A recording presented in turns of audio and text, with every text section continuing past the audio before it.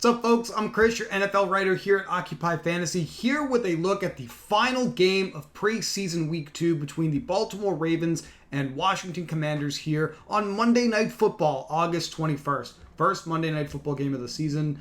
Ravens and Commanders, we have a low total game here. It's 37.5 points. Ravens favored by 1.5 here. Not that that means a tremendous amount here in the preseason. Ravens looking to continue their amazing winning streak here in the preseason, so I imagine that the Baltimore plays are going to be very popular tonight. First of which will be Justin Tucker at kicker. Only kicker on the Ravens roster this preseason. He will get all of the specialist work for extra points and field goals. On the Washington side, you might see that there are two kickers in the player pool, Joey Sly and Michael Badgley. Michael Badgley was released this week, so Joey Sly will also be the only specialist for the Washington Commanders. Very viable in all lineup types as a result. Only Washington Commander that will be kicking extra points and field goals this evening.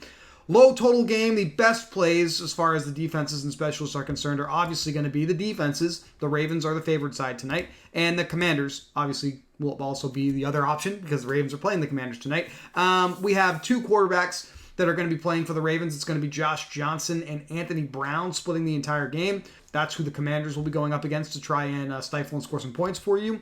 And the Ravens will draw all three of the Commanders quarterbacks. We're expecting each of Sam Howell, Jacoby Brissett, and Jake Fromm to play about evenly in this game. So defenses both getting some subpar quarterback play. You can make a case for the Commanders defense over the Ravens defense just because the Ravens will get a little bit of time against the first string from the Commanders, so maybe a little bit more risk than the betting market data implies on the Ravens side this evening. Now, speaking of those quarterbacks, we got confirmation that Tyler Huntley will be out because of that hamstring injury that he's been dealing with over the last week. So Josh Johnson is going to start this game for the Baltimore Ravens, updating his LinkedIn profile once again as a member of the Ravens here in 2023. Has played for basically half the league at this point. Johnson, a seasoned veteran of pro football in both the fall NFL and spring streets, has tremendous amount of upside in the passing game, not as much upside in the running game. So I think the safest thing you can say about Josh Johnson is that he'll be starting this game, and if you're a little bit put off by the Easton Stick, Max Duggan experience from last night's game with the Chargers and the Saints, Josh Johnson would be the safer play. I'm here to tell you that Anthony Brown is actually the better play because he has some rushing upside, had a significant rushing upside in college with Oregon when he wrapped up his NCAA career, but also had 4 rushes last week in the game against the Philadelphia Eagles. So I would expect Brown to be making plays not just through the air, but with his legs in the second half tonight. So for me, if you're flipping that coin at quarterback, the Ravens side is the best side to pick a quarterback from since only 2 are expected to play. And Anthony Brown, even though he's not starting, I think has a little more upside than Josh Johnson tonight. So your top plays so far, both defenses, both kickers, not super exciting. Both Ravens quarterbacks, Anthony Brown and Josh Johnson. Anthony Brown is my favorite of the bunch. Going through some of the things that we saw last week, we have the preseason opportunity data. This is available to subscribers at OccupyFantasy.com to do their own research for this preseason slate and all of the remaining preseason slates coming up in week 3. We can see that the Commanders in week 1 played Howell, Brissett, and Fromm pretty evenly, all between 30 and 36% of snaps. So we're expecting pretty much the same thing here in week 2. We go back to last year, and this is exactly what they did with their quarterbacks, all relatively even. Howell played a little bit more at that point as QB3, but all between 23 and 45% of snaps in week 1.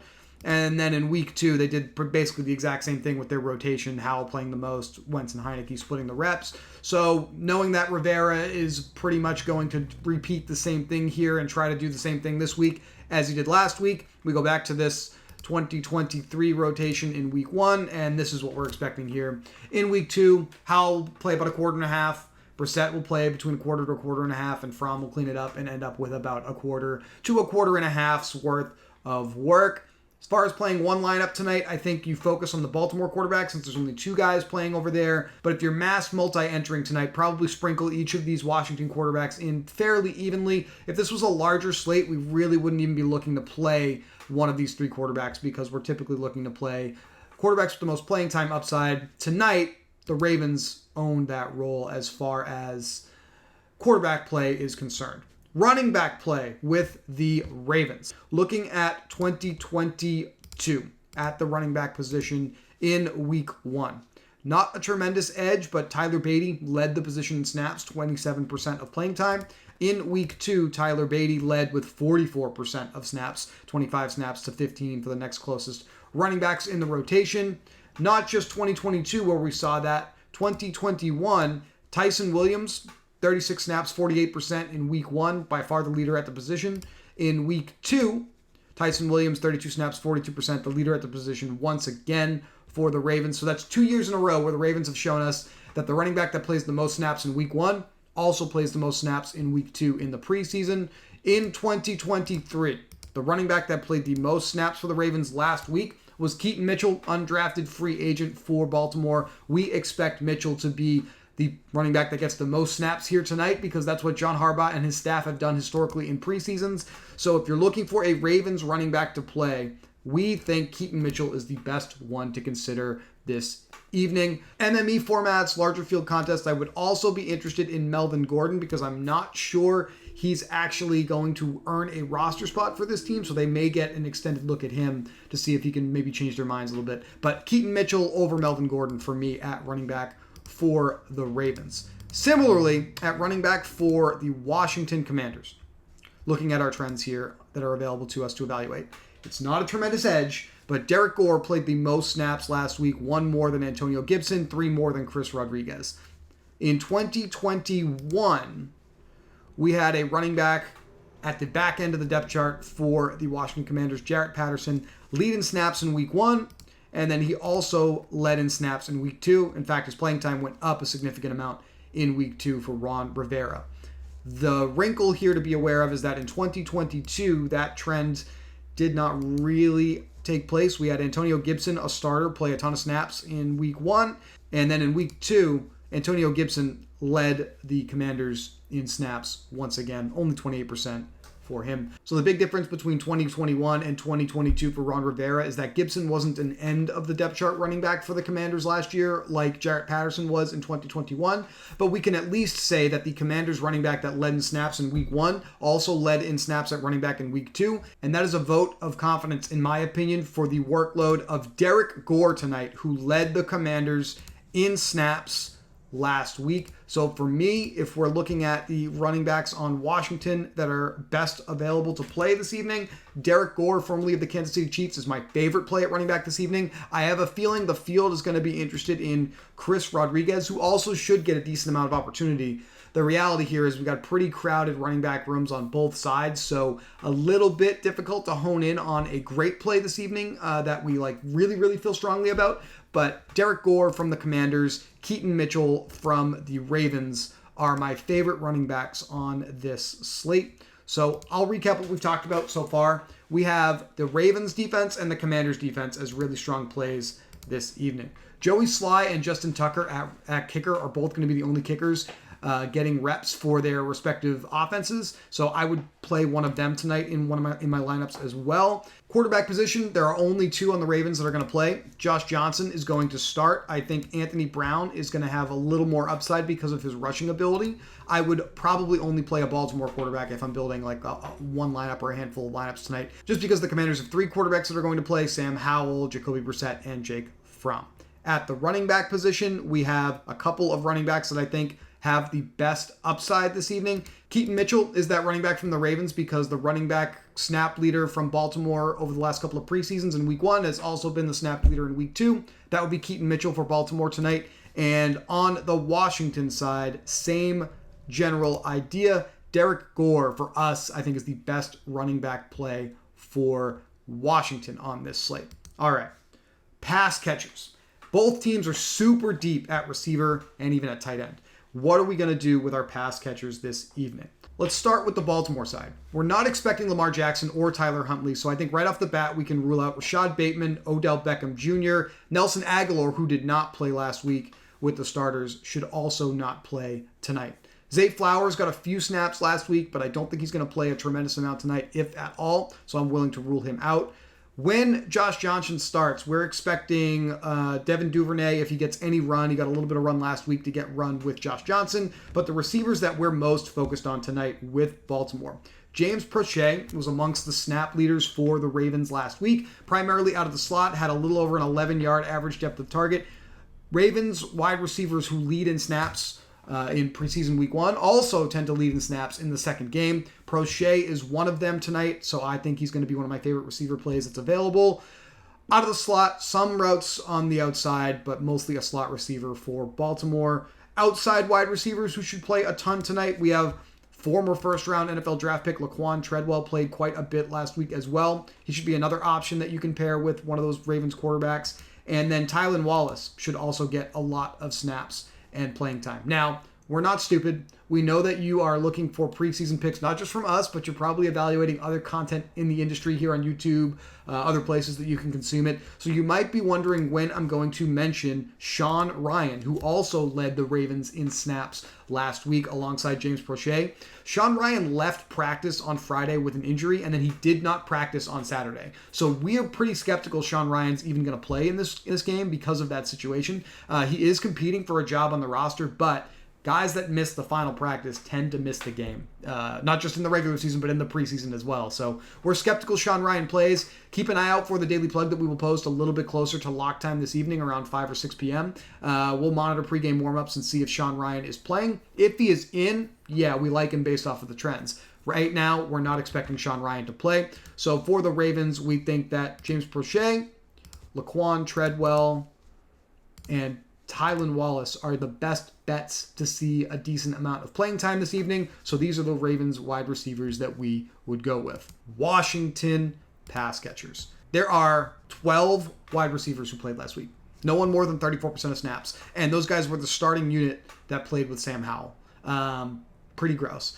Pretty much a dart throw here at wide receiver for the Commanders tonight. We know Kyrick McGowan is going to be out this week. We know Jalen Sample is going to be out because he was released after playing his 7% of snaps last week. So that does narrow the pool a little bit. The only thing we really were able to uncover looking at Ron Rivera and Commanders pass catcher usage in previous weeks, here's week 1 of the preseason last year. Pretty similar. 10 wide receivers played for the Commanders in that game. No one more than 39% of snaps. When we got into week 2, the same number of players did play, but we saw the leaders in snaps that were rookies for the Commanders actually take a little bit of a leap in playing time, Jahan Dotson and Dax Milne. In 2021, we had a little bit of a similar phenomenon. 11 wide receivers played in that game, in week 1. And then in week 2, still 11 wide receivers playing, but rookies, De'Ami Brown, Antonio Gandy-Golden, they popped into the 40+% of snaps played range in week 2. So, here in week 1 in 2023, we have a couple of young players that we could speculate play more snaps in this game, while the veterans tend to drop in snaps. That's kind of what we've seen the Commanders do at wide receiver over the last couple of preseasons. So if you're taking high risk flyers in the large field contest tonight, the 100K, 25K to first Monday Showdown on DraftKings specifically, there's 3 receivers, young receivers, undrafted free agent receivers with the Commanders that we are speculating could see their playing time increase in this game. That's going to be Bryson Tremaine, Mitchell Tinsley, and Kazmir Allen here. So for the Commanders at wide receiver, a complete dart throw by us, not a tremendous amount of confidence in this, but if you're looking for Commander wide receivers that should see an increase in playing time, Mitchell Tinsley, Bryson Tremaine, and Kazmir Allen here are the ones we're most interested in. Each of Tinsley and Allen only had 1 target last week. Allen's target was -3 air yards, so not much we can glean from that. Mitchell Tinsley's target was 24 yards downfield, so we can at least speculate that Tinsley's going to have some shots deep down the field. And we had no targets for Tremaine. So it's dicey. We have no real confidence in what's going to happen at Commander's pass catcher. Lean Ravens receivers being the better options this evening. And that kind of makes sense if we're playing Ravens quarterbacks, right? So let's get a quarterback from Baltimore. Let's pair him with a pass catcher that we like. And I think that's how I would attack the majority of my lineups this evening. The tight end position does not typically do well in showdowns in preseason, but we do have to discuss a couple of things here. Logan Thomas with the Commanders not going to play. That's going to thin things out for them a little bit. Cole Turner led the Commanders in targets last week with 4 targets, so I think he's kind of playable this evening on a slate where we don't feel very good about what's happening at pass catcher. Cole Turner probably the best one to wager on from the Washington side. On the Baltimore side at tight end, we're not expecting Mark Andrews because he's a veteran. They'll rest him. Isaiah Likely left the last game for the Ravens with an injury. He was able to return to practice earlier this week, but it's a little unclear what his status is going to be tonight. So on the Baltimore side, each of Charlie Kolar and Travis Vokalek here are going to be somewhat interesting. They should get a decent amount of snaps and see some targets. They each had a couple of targets last week against the Eagles, so I guess they're kind of playable here, but I still think the receivers are the way to go. There are a ton of guys that are going to play tonight in this game. It makes it a really ugly showdown slate as far as low-risk contests are concerned. That's the big picture thing to take away from this video today. Focus on high-risk contests if you're playing at all tonight, because I think the nature of the rotations on both sides lend themselves to GPPs tonight over playing low-risk cash games on DraftKings or FanDuel here. Let's wrap things up with the low-owned wide receiver call for tournaments this evening. We've had a decent run with those this preseason. Let's try to continue the streak here with the final game of week 2 here on Monday night. Frankly, I think I've already discussed a lot of low-owned wide receivers a little earlier in the video, so you're certainly fine with rotating some of those guys in, especially on the Washington side for some low-owned plays. I think the one I feel the best about is another Raven receiver that I have not discussed just yet, and I'm going to rely on beat reporters because that's probably the best place to go for this information. They're watching these teams practice. They have a good sense of what the coaches are trying to evaluate from that, and they do try to share some of their work with us and try to tip things from time to time. Jeff Zrebiec here of theathletic.com, who covers the Ravens, is basically reporting, this is over a week old, but the Ravens are set on the roster with their top 5 wide receivers, and then he names some of the receivers in the preseason and training camp that have been getting additional work. I've already talked about the other 3 on this list. The other one is Tariq Black. Tariq Black only had 1 target last week, should probably play a little bit in the second half with Anthony Brown, and is not necessarily going to be someone that the field is considering this evening. Tariq Black had 12 routes, and they were all boundary outside routes. So that's what we like in tournaments. We like receivers that are running routes downfield, have an opportunity to be optimal on just one long catch. Maybe they fall into the end zone. Tariq Black could be that this evening. So if you're looking for the low-owned wide receiver to consider on this slate from Occupy, my call tonight would be Tariq Black for that. But I would probably lean towards some of the guys I was talking about earlier for Baltimore. That's going to do it for this slate. Good luck if you're playing Ravens Commanders Showdown here in week 2. We will be back on Thursday night with some more talk about preseason week 3 for the first slate of that week.